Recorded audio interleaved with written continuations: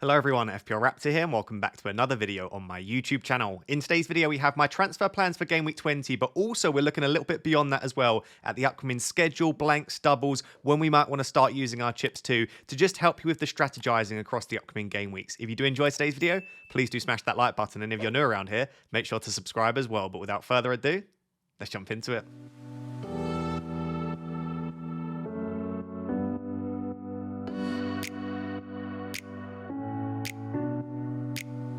So guys, the purpose for today's video is to just zoom out a little bit and take a more macro look at FPL, because often we are looking game week by game week, and that's often the right thing to do because we have to focus on our transfers, and sometimes we are planning a little bit in advance. But something that we often do fail to do is look even more macro, zoom out, look at the upcoming schedule. When might we need to roll transfers? When might we need to restructure our squads? And especially coming up now, when are those blanks and doubles where we might want to use our chips? So the purpose for today's video is to look at my transfer plans for Game Week 20, as we'll do throughout, and to help you with your upcoming transfers, but also to help you with the upcoming schedule, especially around those doubles and blanks, because we already have quite a lot of information and we know when those blanks and doubles are very likely to be. So hopefully that is helpful for you. And if you feel like you might need some help for the upcoming blanks and doubles and you like the idea of having help with your strategy, make sure to subscribe to the YouTube channel and make sure to drop a like as well. So what is the first key event that is coming up? Well, the first key event is, as of Game Week 24, we will have the assistant manager chip available to us. I know most of you at this point will know what the assistant manager chip is. If you don't yet know, I would advise going and reading the rules. They're available on Fantasy Premier League's website. However, it's essentially a chip that allows you to back a manager and a team for 3 consecutive game weeks. So once you activate it, it's activated for 3 consecutive weeks in which you can't play any other chips. And yeah, like I said, you're basically backing the team. If the team that the manager manages wins, then you get points. If they keep clean sheets, you get points. And if they score goals, you get points. If you back a team that is placed 5 places lower than the team they're playing against, you gain additional points by basically backing the underdog. So there's already a lot of strategy. Do you back the underdogs? Do you go for the managers that manage the best teams just for the safety of making sure you get those points? I know my good friend FPL Focal looked into last season, and the most points that you could have gained by playing the assistant manager chip last season was on Oliver Glasner during that double game week 34, 35, 36, I believe it was. And Glasner would have gained you 67 points. So this is a very high upside chip. You can definitely gain a lot of points, but it also needs to be strategized very well. I don't think you just play it on a whim. I think you really need to think about it, not only because you want to think about, do you want to back the underdogs, double game weeks, etc., but the other reason is you need to free up some money. So the cheapest managers are going to be 0.5 million of your existing budget, and the most expensive will be 1.5 million. Therefore, around Game Week 24, even if you don't want to play it in Game Week 24, which most people probably won't, you still need to start thinking about that and whether you want to free up the money. And also transfers as well. You can make a transfer. So you can start with a manager and then transfer them out and then transfer them out again. So do you want to save up free transfers around the time you're looking to play the chip? And also you need to free up potential slots in your team. If you own 3 Arsenal, you can't also own Arteta, because Arteta takes up that 3rd Arsenal slot if you want to own him. So there is a lot to think about, and that is the first key event that I would start to think about when you're making your transfers and when you're planning your strategy. And then soon after that, in double game week 25, or in game week 25, we're expected to have a double game week for Liverpool and Everton. This was initially thought to be game week 24, but that's now looking very unlikely, and it's looking more so that it will be double game week 25. That would give Liverpool a double of Wolves at home and Everton away, and it would give Everton a double of Crystal Palace away and Liverpool at home. Obviously, you are going to want to own at least 2, probably 3 Liverpool players, or 2 Liverpool players, and then activate your assistant manager chip on Arne Slot. And also, you might want to start looking at Pickford, Mikalenko, or activating your assistant manager chip on Sean Dyche. So this is something to think about. This 24 and 25 2 game weeks where we get the assistant manager chip, and then we have the probable double game week for Liverpool and Everton, which is yet to be confirmed. These are the next 2 key events that are coming up in the near future. My initial thoughts on this is that, therefore, from about 21, 22 onwards, which is only in a couple of game weeks, I'm really going to want to start rolling my transfers so that I can hopefully approach Game Week 24, Game Week 25 with 3, 4, or 5 free transfers. That would be such a good position, because if you decide to activate the assistant manager chip, great. You have the transfers there if you decide to move the assistant manager around. Or if I decide I just want to go for a Jordan Pickford, or I want to buy a 3rd Liverpool, maybe at that point, let's say that Jota and Gakpo have injuries or something like that, I could go for a Diaz or a Darwin, potentially. So I just feel like having free transfers for 24 and 25 could be super useful. And there's also a lot of fixture swings around that period. So that's my early thoughts around 24-25. So 24, assistant manager chip. 25, there is a probable double for Liverpool and Everton.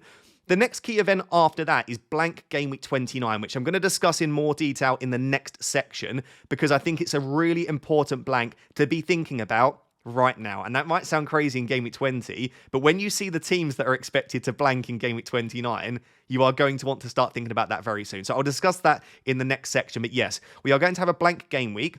There will be 4 teams that blank, and that is due to the EFL Cup final. So there are 4 Premier League teams left. 2 of them will reach the final. The 2 that reach the final will blank. And of course, the teams that they're playing against in game week 29 will also blank as well. So there will be a reasonably difficult blank to navigate, despite the fact that it's only 4 teams that will be missing. So after blank game week 29, we then go on to double game week 33. And the double game week in 33 is expected to be the teams that blank in game week 29. So why this is important and why blanks and doubles are so difficult to navigate, the teams that blank are often the teams that double. So if you're trying to navigate blanks and doubles and it's the teams that blank, you don't want them in that week, but you then want them back for the double, that's when you need to start using things like your free hit and your wildcard so that you can deal with the blanks and also attack the double game weeks. So I do think a popular wildcard window will be game week 30 to 32 to allow you to dead end into blank game week 29. So basically to sell the players that blank in 29 and then potentially wildcard them back in for 30 and beyond, ready for that double game week in 33. If you're a little bit lost at this stage, and this is sounding very boring and nerdy to you, basically, I think a popular wildcard window, and where I would likely keep your wildcard for, at least for now, is around game week 30. I think that will become very popular. So yeah, we've got that double game week in 33, and we then have a blank game week in 34, which is due to the FL Cup. That's supposed to say the FA Cup, the FA Cup semi-finals. So this season is the first season that the FA Cup quarterfinals aren't causing a blank in FPL, but the semi-finals will. So any teams that reach the semi-finals, and obviously the teams that they play against in that game week, they will be blanking in game week 34. And then we have a double game week 36, which is the teams that blank in 34 will likely have their double rearranged for them. So what this essentially means, if we zoom out even further, is we will have 2 further blank game weeks as a minimum this season, which will be 29 and 34. And we have at least 3 double game weeks this season, which is expected to be 25, 33, and 36. Unless there are any other random postponements, we are unlikely to have any further blanks and doubles. But as we saw with Liverpool, games can get called off for random stuff like the weather. And if that is the case, we would have a blank in the week that it was called off, and there would be potentially an additional double. That isn't confirmed, though, because if there is another game that doesn't go ahead, it could be rescheduled into 33 or into 36, dependent upon whether those teams have gone very far in the cup. Hopefully that makes sense in terms of the upcoming schedule. I'm not really going to go through chip strategy too much right now, but I think for most people, there's a good chance in and around double game week 25, you either play the assistant manager chip on Slot or Deitch, or you play the triple captainship on Salah, who, by the way, I'm recording this at halftime of the Liverpool game, and he's already got a goal and assist. The man is absolutely unbelievable. So I think there's a good chance you play either the assistant managership or the triple captain in 25. I think you're likely to play the free hit in game week 29, because it's a difficult blank to navigate, as we'll discuss, or 34. And then I think your wild card will be around game week 30 with a possible bench boost in 33 or 36. That's a very early look at the chip strategy, a very early look at the upcoming schedule. But hopefully that starts to make sense now in terms of, should you save your wildcard? Probably. Should you be utilising your free hit in just a normal single game week?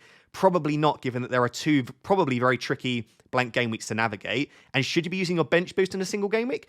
Maybe slightly more tempting, as the doubles this season aren't going to be that massive, but I would still be tempted to save it for one of the upcoming double game weeks. Hopefully that's helpful. Now let's take a bit of a more in-depth look at game week 29, because as I said, I think this could be a very tricky game week to navigate if you've already used your free hit or if you'd like to utilize it elsewhere.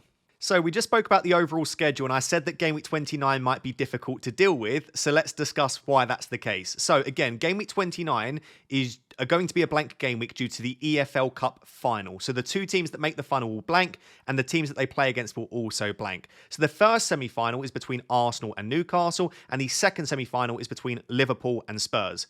So one of Arsenal and Newcastle and the team that they play will blank, and then one of Liverpool and Spurs and the team that they play will blank. So you can see here, courtesy of Johnny C, who I think is FPL Spaceman on Twitter. This is a great graphic. This was made a few weeks ago, so the odds might have changed slightly.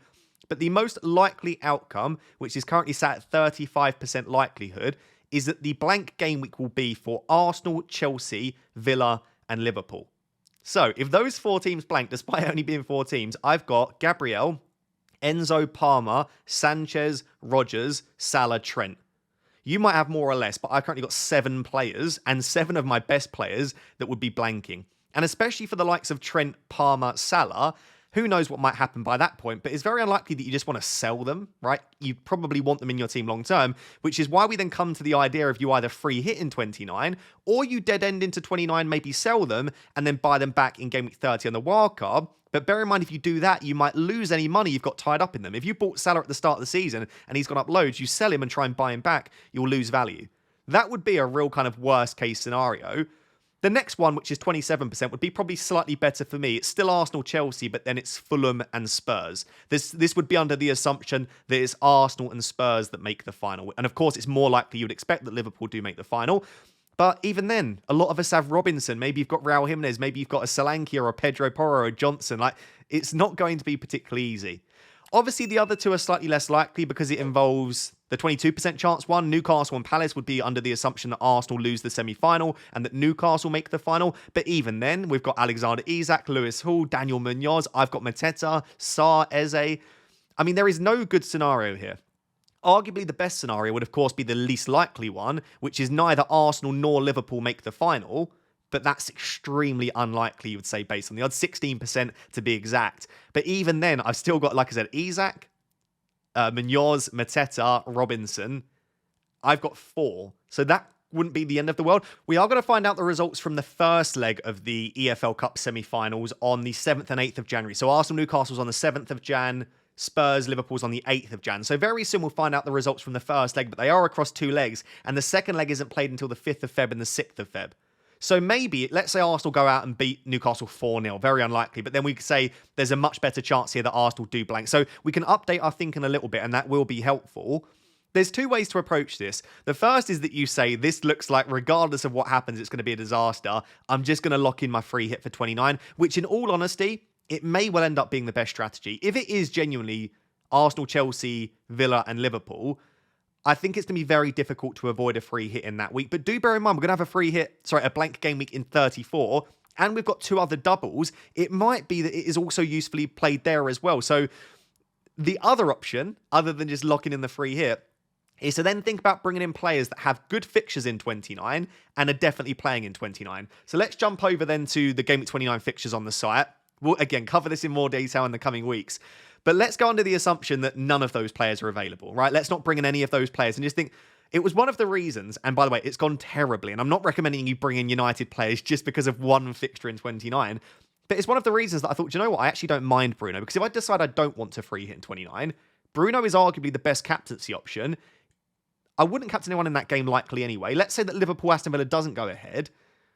Well, then maybe you could captain Isak then, because obviously he would have a fixture, but it might arguably be that a Man United player is one of the best if Haaland isn't absolutely banging in goals by that point. But it might be that you say, actually, do you know what? Chris Wood, not only does Chris Wood have a really nice, okay run of fixtures, let's say, and we'll discuss the fixtures in a second, not only is he scoring goals, but he's also got Ipswich in Game Week 29. So it's a long way ahead to think, I'm aware of that, but I would just keep in mind that it's going to be a big blank. And if you don't want to fully lock in a free hit, then you need to start thinking about it. And also, there'll be people watching this that have already free hitted. If that's you, then you absolutely need to start thinking about this. So I'll leave it there because I don't want to nerd out about Game Week 29 too much. But hopefully that helps knowing the overall schedule and the upcoming blank game week in 29. Let's now take a look at the fixtures from sort of 20 to 25 to look a little bit more near term and to help you with those key transfers.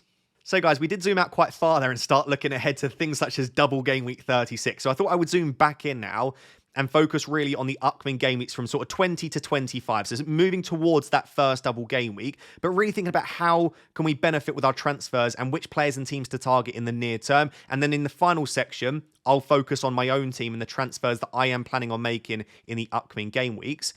This is the fixture analyzer that I've made into my own graphic courtesy of Fantasy Football Hub. If you want to get access to their fixture analyzer, their Opta statistics, their My Team feature, the points projections, and so much more, they are still offering their 30-day free trial over this Christmas period. I would absolutely utilize that. It might be that you just genuinely don't like it, in which case you can cancel. But why not utilize the 30-day free trial rather than having to spend your money before you've even seen if you like it or not? So yeah, utilize that. There'll be a link down below in the description to get 30-day free trial. And at the end of it, if you decide you do want to sign up, if you use my link, you get 30% off as well. So do check it out. I don't always agree with their fixture analyzer because they do massively favor home fixtures. And sometimes I would prefer an away fixture, depending on who they're playing. Like Leicester away for me isn't a yellow fixture, but because it is away, they're never going to have it as a green. So I don't always agree with this, but I do think it's a good starting point in terms of these are the teams from top to bottom with the best fixtures from an attacking perspective, according to Fantasy Football Hub. Yes, I only have 13 teams here because I ran out of space, but also we're focusing on which teams do we want to really target here. And actually, the team right at the top, because of having 3 cracking home fixtures, is Aston Villa. I've got Morgan Rogers as the player here. I've not yet seen the Brighton game. As long as he doesn't pick up his 5th yellow, he's a great option. If he does pick up his 5th yellow, he'll miss the Leicester game. Even so, there's some other good fixtures in here. But yeah, Leicester, Everton, Arsenal, West Ham, Wolves, Ipswich is a really nice run of 6 fixtures. He's arguably, assuming he's fine for the Gameweek 20 game, he's arguably the best cheap midfielder to own if we're looking at fixtures, and he has been pretty consistent as well, and his minutes are always good too. So I really like the idea of Morgan Rogers. I've still got him in my team. I will be keeping him for the foreseeable future. I just hope that he doesn't pick up that 5th yellow. Another team that have really good fixtures and are still going under the radar in terms of overall ownership is Fulham. And I think if you're looking for a cheap defender at the moment, Castagna and Anderson, they've got to be right at the top of the list. And actually, in the last 2 games, Fulham have played a 5 at the back. So it means that Robinson and Castagna are playing as wing-backs. Now, Anderson is still really good value. He'll still start a lot of games. And maybe they don't stick with the 5 at the back in every game. But I think Castagna is the best cheap defender to own at the moment. Look at these fixtures. Ipswich, West Ham, Leicester, United, Newcastle, Forest. It's a great run of games. So yeah, I would keep your eye. In terms of the attackers, Iwobi might still tick along. Raul Jimenez, when he starts, does very well, as does Moniz when he starts. But I think there's a bit too much rotation there. Even Leno could be a decent shout. But I think realistically, it's probably Castagna and Robinson and maybe Anderson that you're looking at. Liverpool's fixtures, we know that they're good, and we know that they've got that double probably coming in 25. So what you've got is United, Forest, Brentford, Ipswich, Bournemouth, Wolves, and probably Everton in Game Week 25 as well. I see no reason why you wouldn't want at least 2 Liverpool assets. I know Trent is worth a lot of money. Again, I'm recording this at half-time, sort of during the Liverpool game, so I don't yet know the end result of that. But I know he's a lot of money. Maybe go a little bit cheaper at Van Dijk if you want to. But Salah obviously has to be in there. I do think there will be some value in trying to get the right attacker. Luis Diaz's returns have been so good. Gakpo's minutes have been super secure, as well as scoring goals recently as well. I do think that going through this period, if you can correctly predict the minutes of the attacker you bring in alongside Salah, there could be a little bit of value there.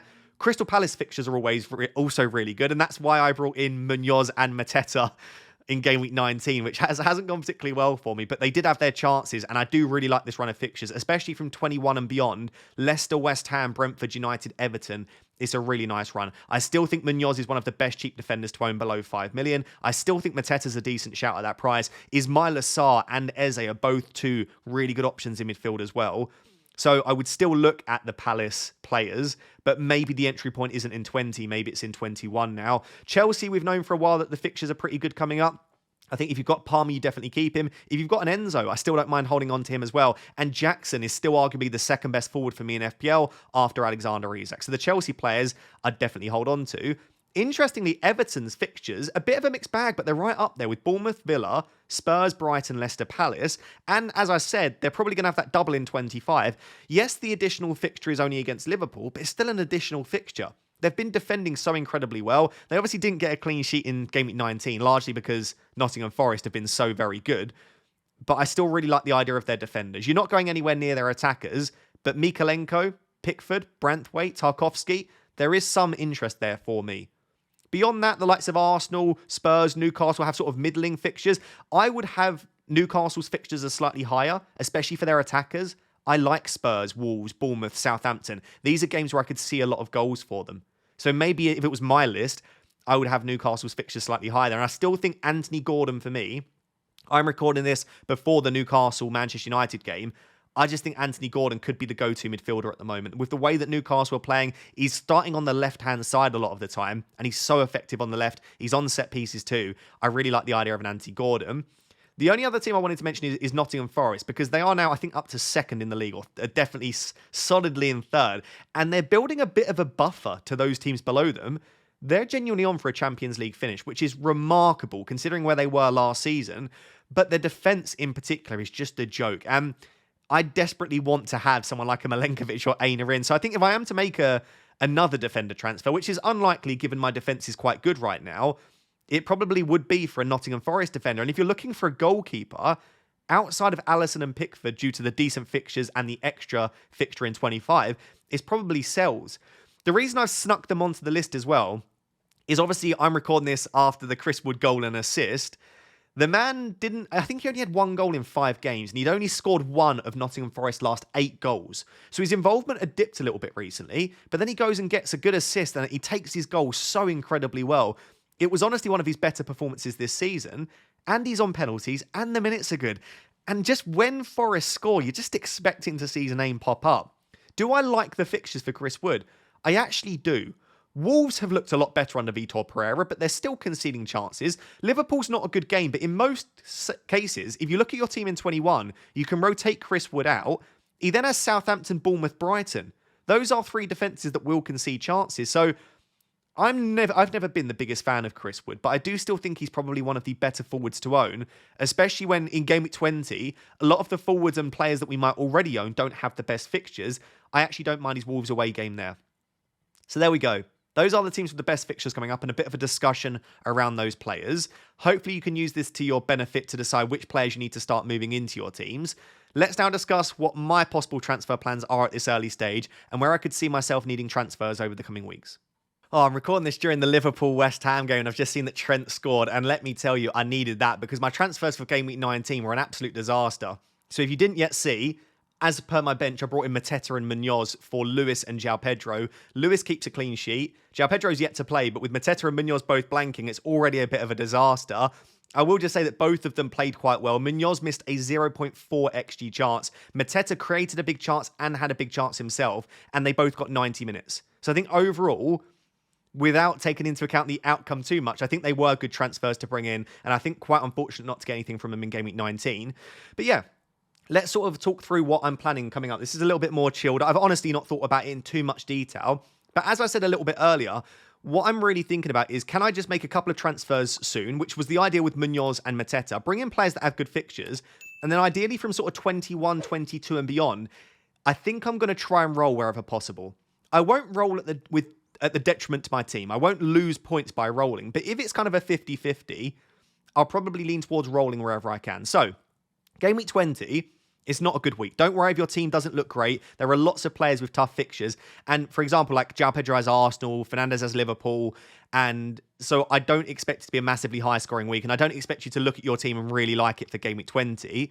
In terms of my own team, though, the defence is looking really good. As long as Sanchez doesn't pick up his 5th yellow, and I don't know that at the time of recording, I should have a goalkeeper. That's fine. Trent, Gabriel, Robinson. Robinson's obviously got Ipswich at home. That's great. And then on my bench, I've got Munoz against Chelsea. I don't need Vandenberg anyway. So the defence is absolutely fine.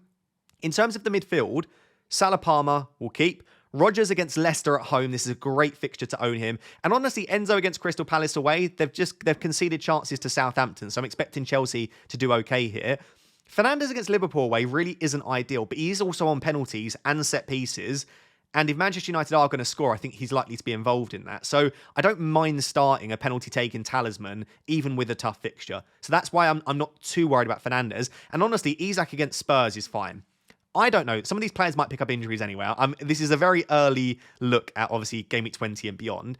However, Cunha did go off at half-time, and he had ice on the back of his knee. It's either an issue with his tendon, I would say, in the back of his knee based on where it was, or it might have been a tight hamstring. It might have just been something very small, and he might not pick up the ban before the Forest game.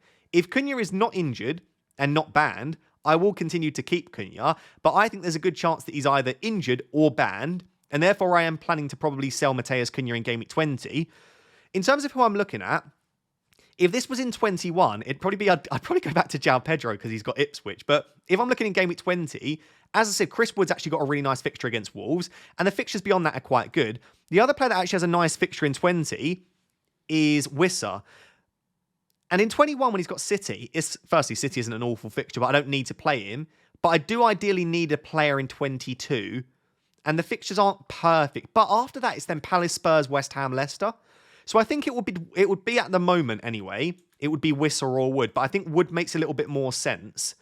And I can obviously afford that as well because he's cheaper than Cunha. That would give me 1.5 million in the bank. So let's just tentatively pencil in bringing in Wood. The other option, by the way, is not selling Cunha, rolling the transfer and playing Mateta. He's got Chelsea at home, and I might play Mateta instead of Fernandes or something like that anyway because he's got the home fixture. Or maybe I don't want Enzo and I actually play Mateta instead of Enzo. But I'll leave it roughly like that. Let's save the plan.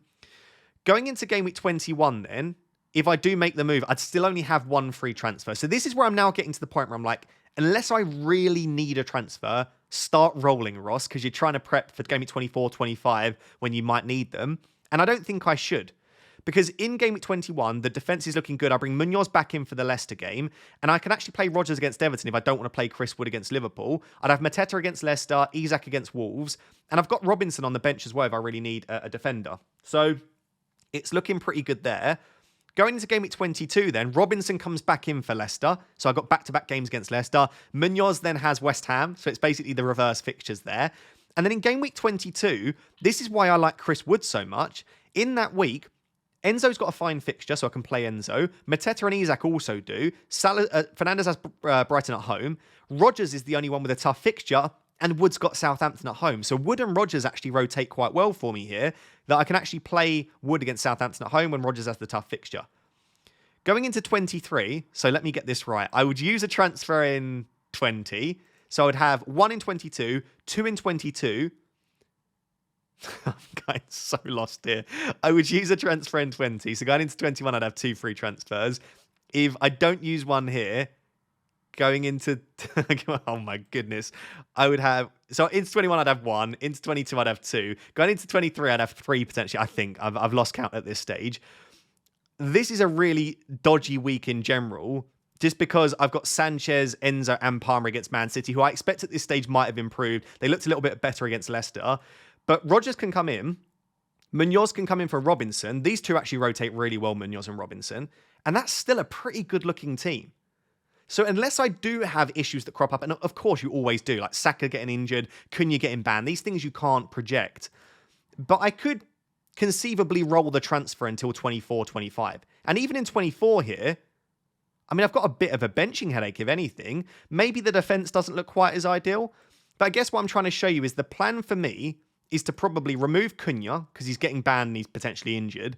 And then after that, just sit there and try my best to ride the storm in the lead up to 24, 25. So that is kind of my transfer plans at this early stage. But of course, there's still, like I said, 6 of my players are yet to play for game week 19. I could get injuries, I could get issues. But I think the team is in a decent enough spot once I sort out the Cunha issue. Hopefully that makes sense. Apologies for the brain fart at the end. And let me know what your plans are for the upcoming game weeks as well. So guys, there you have it. That is a bit of a strategy transfer plans based video to hopefully help you navigate the rest of the season, but also the upcoming game weeks. And if you did enjoy today's video, can I please ask for a cheeky like and make sure to subscribe as well? I do really appreciate it. Until next time, thank you very much for watching. Bye-bye.